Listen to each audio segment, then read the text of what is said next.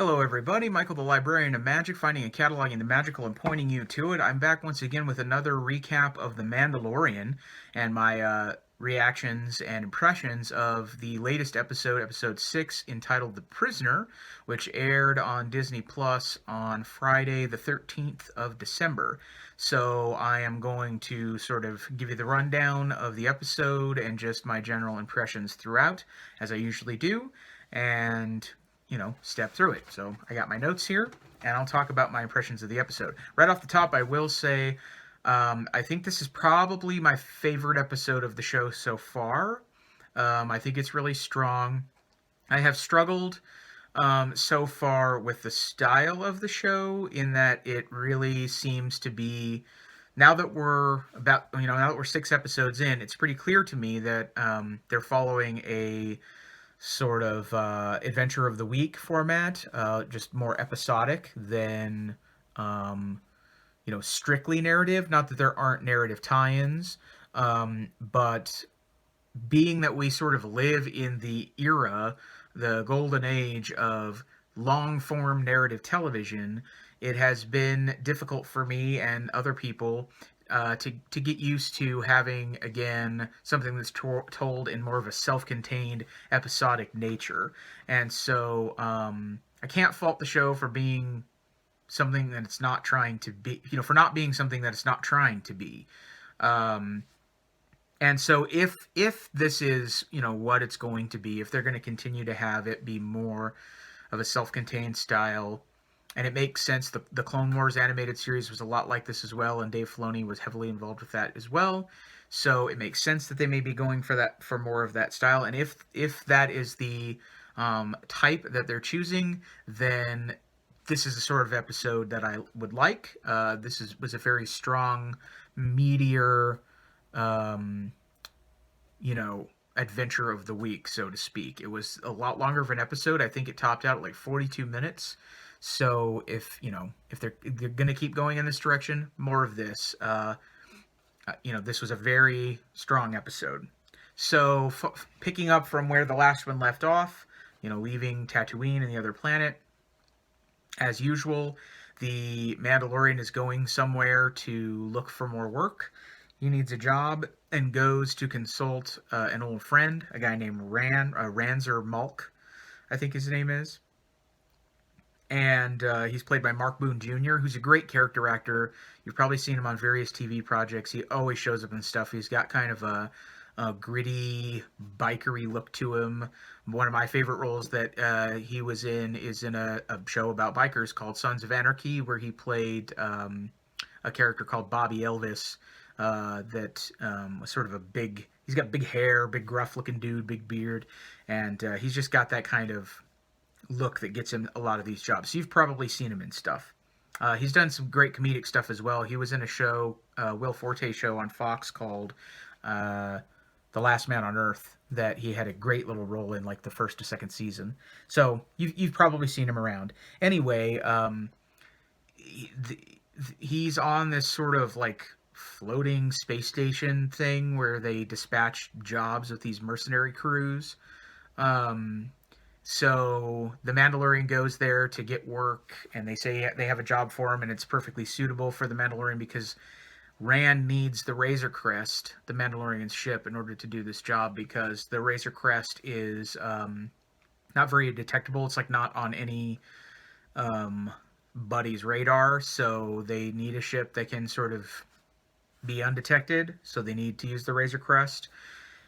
And the Mando gets assigned a crew to help him work this job. They need to go to a floating New Republic prison, basically, or a prisoner transport ship. It's just a bunch of jail cells on a ship, and they need to break a prisoner out of there.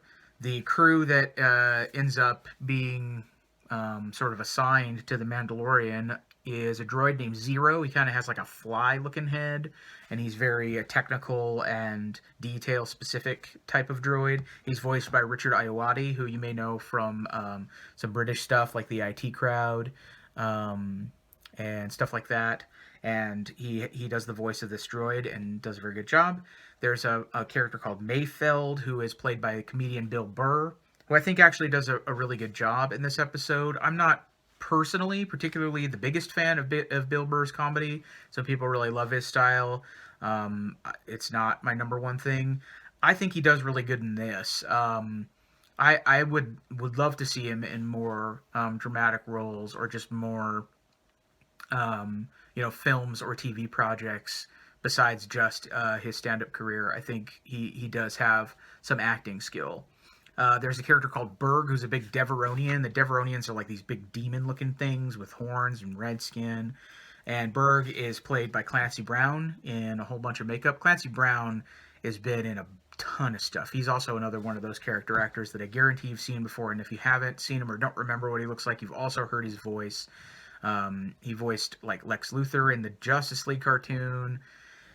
Just tons of stuff. He's the voice of Mr. Krabs in SpongeBob. So I guarantee that you've heard Clancy Brown do voiceover work, or you've probably seen him in something. And then there's also Twi'lek, one of those blue creatures with the long headpieces, named Xi'an, played by Natalia Tina, who was Tonks in the Harry Potter movies, as well as the wildling Osha in Game of Thrones.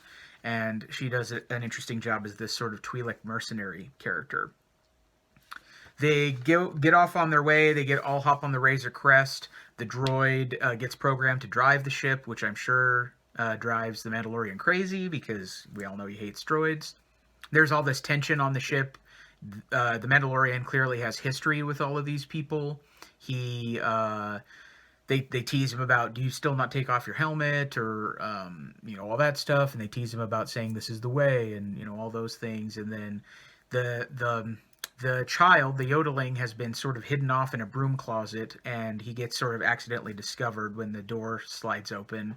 And so they also, get their hands on the child, and there's all these moments of tension where the Mando's just not getting along with these people, and he clearly has a history with them. When they make it into the prison ship, everything gets pretty quickly. They pretty much get quickly aboard. Their plan's going really well. The droid flies them in, hacks into the systems and everything. They get down into the ship. There's a little mouse droid that's cruising around on like a patrol, and Berg, the Deveronian, decides to shoot it, which is a dumb move because it alerts all of these droids to their presence. They're like these KX series droids, sort of like K2SO4 from Rogue One, but they're repurposed by the New Republic, and they all come out, and there's sort of a firefight that happens, but the Mandalorian goes into like super awesome mode and just like destroys all of these droids with all of his weaponry, and it's a pretty awesome little sequence that happens there. They end up getting into the control center of this prison ship, and they find one lone sort of captain, New Republic officer named Davin, who is played by Matt Lanter, and I don't know if he's had any other live-action roles, but Matt Lanter was the voice of Anakin in the Clone Wars animated series, and it's kind of interesting to see him in a role here. There's sort of like a bunch of tension that happens here. They don't know whether they should kill him or not, or what to do. He has a beacon that will alert the New Republic that there's break-in or presence if he ever gets killed. So they get in this Mexican standoff. They can't decide whether to kill him, and the Mandalorian has a really tense moment with Mayfeld and Xi'an, and then eventually Xi'an just gets, or with Mayfeld and the officer, and Xi'an just gets tired of waiting on their, posturing, and so she throws it. She's like really skilled with throwing knives, and she throws a knife at the captain guy, and kills him, and that sort of sets off the beacon, which sort of sets off the end game of this episode. So everything gets crazy on the ship. They find the prisoner that they're trying to break out, and it's another Twi'lek named I think Chin, and he's the brother of Xi'an. And there's this brief exchange that he has. He sees the Mandalorian when the door opens, and he says, "Oh, how ironic that the person who left me behind is the person who's now my savior. So we learned that they have some sort of history we don't know about, that they were on some other mission previously, and I guess the Mandalorian left him behind, and that's maybe how he ended up in this prison. So that's really interesting. Once they break him out of his cell, the Mandalorian gets double crossed by the crew. Berg knocks the Mandalorian into the cell and traps him in there. And then they all get ready to go take off on the Razor Crest and abandon the Mandalorian on this prison transport ship thing. And there's a lot of other impressive stuff. Berg takes out these really huge droids. He like throws one at the other one and they blow up. There's a lot of cool just visuals. That's sort of the charm of this episode, is like seeing this crew in action, do dumb things and smart things and blow each other up and fight each other. And then the end game of the episode, once this happens, they get ready to go board. The Mandalorian lures a droid guard over to his cell and is able to break out using his gear and everything. And then he starts shutting down all the lights and trapping everybody on the ship. And the back half of this episode really just kind of turns into like Alien, the movie Alien, with the Mandalorian as the xenomorph creature pursuing all of the different members of this crew one by one, kind of like hunting them down and attacking each one. And the ship's all dark and the emergency lights are on, and it's really a lot like Alien. That's really cool sequence to see him like take each one of them out, and you're sort of getting the impression that he's like methodically killing each one. And then you get, he takes each one of them out, and you get to the end. He reboards the Razor Crest, and Zero, the droid, is there. He discovers the yodeling, and there's sort of a tense moment where he's getting ready to exterminate the yodeling, because the Republic's on their way, and he knows that the yodeling is a high priority target, so he does the calculations, the math, and the droid's like, this target has to die because it's high priority and everything. So he's getting ready to kill it. The Mando boards the ship just in time, takes out the droid from behind, blasts him away. There's a really funny moment where when the yodeling's life is in danger, he's like uses the Force on the robot, and then the droid gets taken out, and he briefly has this expression like, did I just do that? I didn't know I could do that. But it's actually the Mandalorian shoots him from behind. And then Mando is able to keep Chin as a prisoner because that was the job all along. So he still wants to earn money for the job. So he gets Chin in cuffs, brings him on the ship. Everybody else he takes out. And when they're flying back to the base, you get this shot where you find out he didn't actually kill any of those people other than the droid. He trapped them all in the prison ship. He roped them and rounded them all up and trapped them in the prison cell the way that they did for him. So he didn't actually dispatch any of them. He just trapped them there.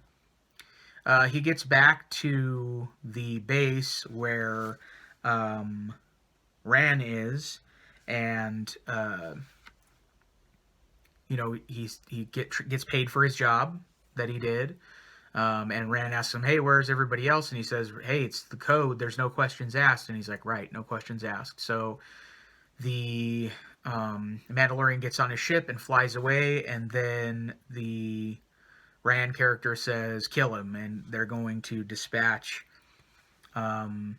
these ships to just immediately go kill the Mandalorian. But the Mandalorian has outfoxed them ahead of time, and he leaves with them the tracking beacon from the prison ship, the New Republic alert beacon, and he leaves it on their space station before he leaves. And so after Ran gives the order to kill the Mandalorian, these 3 X-Wings come out of hyperspace and proceed to just go shoot down this space station and blow everything up. And so the Mando is able to sort of get the jump on all of those people. The X-Wing pilots are all portrayed by people who have directed episodes of The Mandalorian. So Deborah Chow, Rick Famuyiwa, and Dave Filoni are the 3 pilots of the X-Wing. So that was kind of a cool little Easter egg, and it was cool for them to be in there. And yeah, so then these X-Wings just take out this base, and it explodes, and the Mando goes off to some other adventures. So having an episode where there's a lot more nuggets about like, oh, he's got a background with these people, and or this ties into that, and they sort of give you a piece here and there, even though the plot of the episode is not intrinsically linked to the plot of the episode before it. That's a really good way to do that, and I'm as I become more used to what they're trying to do, I'm much more accepting of that. I'm much less critical of that because they're not trying to do something that different with it. It has a lot more in common. Just use examples. It has a lot more in common with something like Star Trek: The Next Generation, where you get a lot of information about the characters from episode to episode. You get a lot of information about the development of relationships, but each episode is sort of separate from the other episodes. You might get a 2, 3, sometimes even 4 episode arc in some places, but it's not every episode is going to be connected to the one that came before it. Clone Wars, the animated series, was also a lot like that, as opposed to something like Game of Thrones or Breaking Bad or something where it's just sort of like one big story as you go along. So if that is what they're trying to do, or maybe they'll switch it up in the next season. We've only got 2 episodes of this season left, 7 and 8. So maybe they will go for different styles or something like that. I don't know. I'm totally on board. I'm interested to see where it goes. I like these characters a lot, and that's enough to make me interested to see what they're doing week to week. They're not shorting you on the budget. It's not cheap in any sort of way. You're getting a full Star Wars experience out of this. So that's really interesting. I'm here for the ride. I'm here to see where it goes. This episode was really fun. I liked, the nods to Alien and stuff. That's one of my favorite movies of all time, and I enjoyed that aspect of it. The crew was really fun. The characters, all the different mercenaries. I think lots of people that are fans of Star Wars have fans of different, aspects of the Star Wars universe. Some people are big fans of, the Jedi and Force users. Some people are really big fans of the politics. Some people are really big fans of the creatures. And some people are really big fans of bounty hunters and mercenaries. And if you are, this is really the show for you. And within this show, this is really the episode for you. If you're a fan of a ragtag group of mercenaries doing, dirty mercenary stuff to and for each other, this is the episode you want. I think it played really well. I think this is the tone of the show that they really want. And more episodes like this, please. Even if it's not the same plot, just more episodes that have this sort of tone, these type of characters, these type of interactions. That's great. I'm for that. As long as you, like I say, as long as you give me little character advancements along the way, don't just give me nothing. Then great, I'm happy. So that was The Mandalorian for this week, The Prisoner. I'll be back again with another one of these videos when they unveil the next episode, which I think might be coming earlier this week. I'm not 100% sure about that. I will keep my eyes posted on that, but the schedule for the Mandalorian release this week may get screwy because the Rise of Skywalker, Star Wars Episode 9, comes out in theaters this Friday, which I'm also going to go watch. Maybe I'll do a video on that. I don't know yet. And so that, in order to, allow everybody to sort of do everything, they may be shuffling it around a couple days. I've heard something about that. I don't know if that's true or not. That's unconfirmed. But anyway, whenever there's a new episode that drops, I will watch it, and when I can, in due time, give my impressions and thoughts on it as quickly as I can. The holidays will be coming up this week, so that may interfere with my video schedule. I don't know yet. We'll see. Anyway, thanks as always for watching these. What do you think of these episodes? What do you think of the format of the show being more episodic rather than serialized? Let me know down below if you have any thoughts on that of your own. Thanks for commenting and subscribing and thumbs up and sharing and all that stuff. Until next time, I hope you have an excellent week, a magical one, and I hope that you enjoyed watching this and that it was informative and entertaining. And I will see you in the next video. Bye-bye.